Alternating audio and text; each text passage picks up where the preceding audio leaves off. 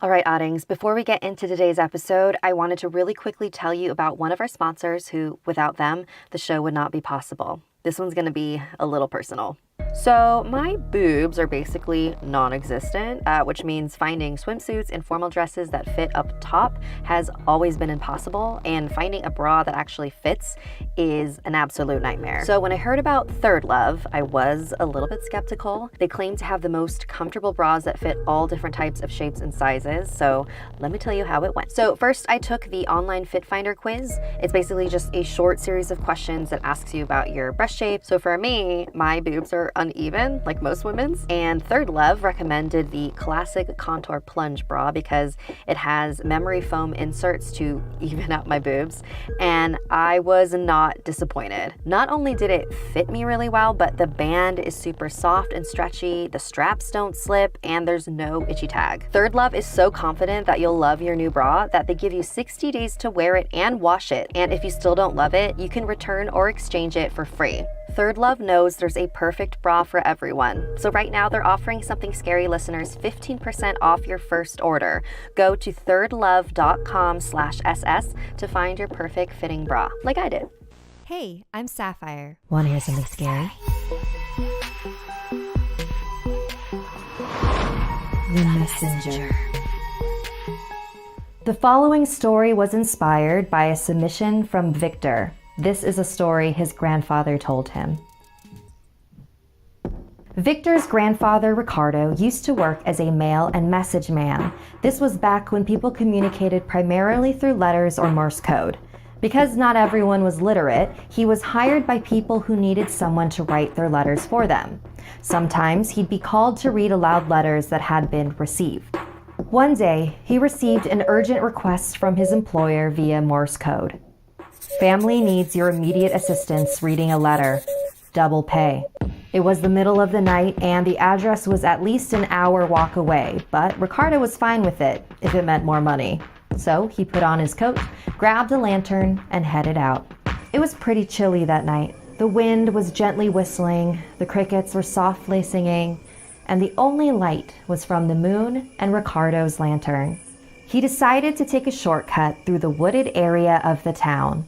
The trees blocked out most of the moonlight, but Ricardo wasn't afraid of the dark. He had been walking for about 10 minutes when he noticed a very small, flickering light up ahead. Curious to know what it was, Ricardo picked up speed towards the light. As he came closer, he saw a handsome, sharply dressed, middle-aged man trying to light a cigarette. "Hey," the man called to him. "Want to give me a hand?" Ricardo walked up to the man and shielded his cigarette so that the flame wouldn't go out. He stunk of tequila. "You probably shouldn't be smoking," Ricardo mentioned. The man looked at him with a smile. "You sound just like my wife. What are you doing out here in the middle of the night anyway?" "I could ask you the same thing," Ricardo said, bluntly. He was never one to shy away from expressing his thoughts. The man chuckled and held out his hand and introduced himself as Javier. He gestured with his cigarette. "What the wife doesn't know won't hurt her. So, where are you headed?" "The street by the old church." "I'm headed that way too. I'll walk with you." And so the two men began to walk side by side. Javier was very chatty and opened up to Ricardo. He confessed that he had gotten himself into a very bad situation and owed a lot of terrible people a lot of money. But tomorrow he was going to confront the boss and negotiate a deal. There was a pretty high chance it would not end well. Ricardo asked him if his family knew about any of this, and Javier laughed. "My wife thinks I'm a traveling salesman. If she ever found out where our money actually came from, I'm a dead man." They reached the church and Ricardo spotted the house he was looking for. It was a modest home, surrounded by a low fence covered in unique decorations Ricardo had never seen the likes of before.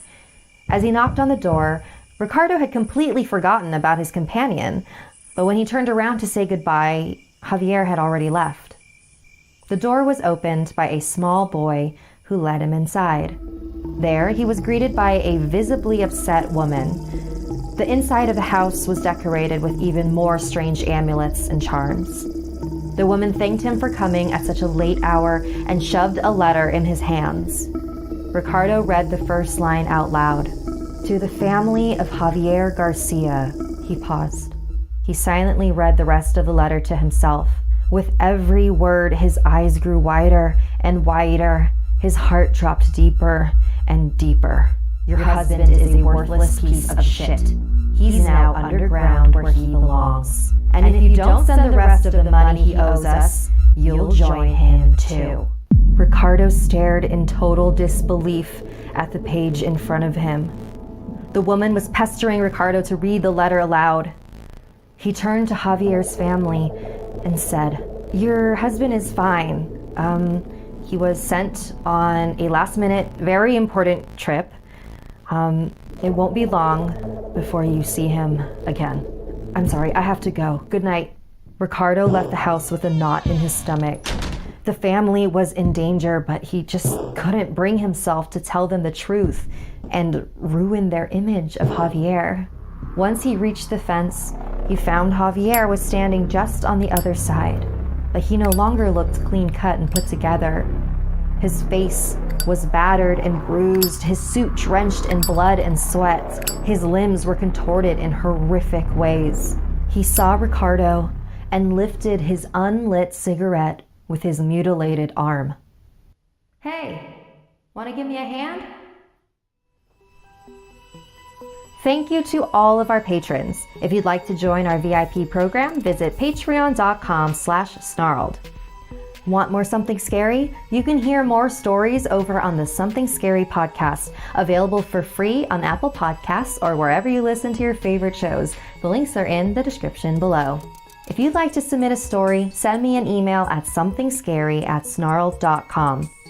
Like and share this video if it gave you the chills. And don't forget to subscribe to Snarled and turn on the bell for notifications.